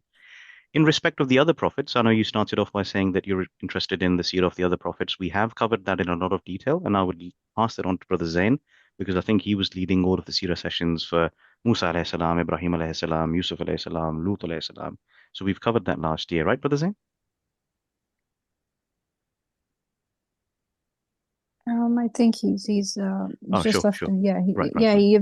we did cover them. Yeah, we did Yeah. cover them. We started with Sayyidina Adam alayhi salam, and we covered most of the prophets, most of the notable prophets from the Quran. So yeah, that has been covered. But obviously, the much detail that we have of the life of our Rasulullah sallallahu alaihi wasallam, we don't have it of the other prophets. So I'm also a student. Please, forgive my shortcomings. I'm also a student, and I should not be taken as any authority or teacher. So we're all learning together, and we're all learning together. And I appreciate your passion for Seerah, and we're going to. The more we learn, the more we can then figure out how prophets, what struggles they had, and how they solved them. So and how Allah helped them through in a certain situation, and how do we navigate through challenges and difficulties? And it's not just us; everybody went through it, and prophets had the most amount of difficulties and challenges and struggles. Okay, so it's getting really late. I would encourage any more questions or any feedback. Please. You feel free to ask any questions. We have quite a few members here. I would encourage And everybody one more to engage. thing I Sorry, want to include, sorry, Yeah, sure. that as I've showed my interest, that I want to understand and go on with you guys. But my question is that from where should I start? I have this book with me, but so and I missed last week's session of chapter 1 and 2. I guess you people have done already. Yes, it's not too Okay. bad actually. I think it's quite fortunate your timing, because we're at chapter 4, which is like Yes. 10 pages. So this is nothing. We would definitely recommend that we're literally just started the book. So if you want to just read or speed read through the first 4 chapters, there's hardly 3 pages to a chapter. So you've Yes, only got I've 10 just seen pages. it. Exactly. So if you just go through the first, second, third, and the fourth chapter, the Yeah. third chapter perhaps has most of the information which you've attended today. So that has all Yes. the sort of, the hierarchy, the lineage and whatnot. But chapter 1 and 2 are also important, because it gives you the background to Ibrahim alayhi salam, Ismail alayhi salam, and how the original people started moving into Makkah. Because when Ibrahim alayhi salam arrived in Makkah back in the days with Ismail alayhi salam, there was nothing there. It was a barren land. So then we understand how did that become inhabited and how people moved in. So chapters 1 and 2 look at that. 3 is looking at the crux of what Sister Hafsa and Brother Zain did today. And 4 is simply just rediscovering the well of Zamzam. So it's perfect timing, I think, for you to just start with chapter 1 to 4. And then from next Yeah. week, inshallah, we'll be covering 5 and 6. So you I haven't think lost much. Yeah, I think you might be able to get a recording of the first one Yes, as well. that I Yeah, was thinking to ask you. yeah, because if we will ask Brother Zain to share both of the recordings. You can go through it, Please. and also the context, the authorial context I gave about Martin Lings, that why he approached certain things a certain way. He starts from the excerpt of Bible, which is we need to understand where he's coming from. So yeah, that was also important. Apart from that, yeah, we covered a few things Brother mentioned, and then but yeah, you still are Not bad at all. You still caught up from the start of the book. And also, please try not to miss any future Inshallah. sessions. Yeah, so you don't miss, because sometimes we cover things like we covered Qusayy bin Kilab and the lineage in detail, and also Hāshim. It's not possible to discuss these things in detail later on. It's good that you know it now. That when the mention of these people comes later, you understand who they are. That's perfect. I got it. Thank you so much. Thank you so much. Jazakallah. Jazakallah khair. So I think in the interest of time, if there isn't any other burning questions, then we can wrap up the session. I will, on the request from last week, I will just do a very quick 1 minute summary of what we have done so far. This is a speed blast through the 4 chapters. So we have looked at Ibrahim alayhi salam coming to Makkah, establishing Ismail alayhi salam, the well of Zamzam coming into being. Then the Jurham tribe originally come from the south. They settle themselves in Makkah. Then they are outcast by the Khuzā tribe, which comes and settles in Makkah. One of the leaders of the Khuzā tribes brings the idols into the Kaaba to start worshipping the idols. And then some time passes till we get to the Qurayshis of the later time. And as Sister Hafsa said, we see the character of Qusayy, who is, of course, a key character in this whole sort of lineage thing. And from his line, we see Manāf all the way to Hāshim, and then to Hāshim's son, Shaybah, who was born in Medina, Yathrib at the time. But when he comes to Makkah with his uncle, he is known as ʿAbd al-Muṭṭalib. And ʿAbd al-Muṭṭalib is now in Makkah. And the good thing that he's done now in Makkah, amongst other things, is he's rediscovered the well of Zamzam. So that's a speed blast, 1 minute summary of the first 4 chapters. And inshallah, next week, we'll pick it up from chapter 5 and 6. So thank you so much, everybody, for joining in. And inshallah, we'll see you next week.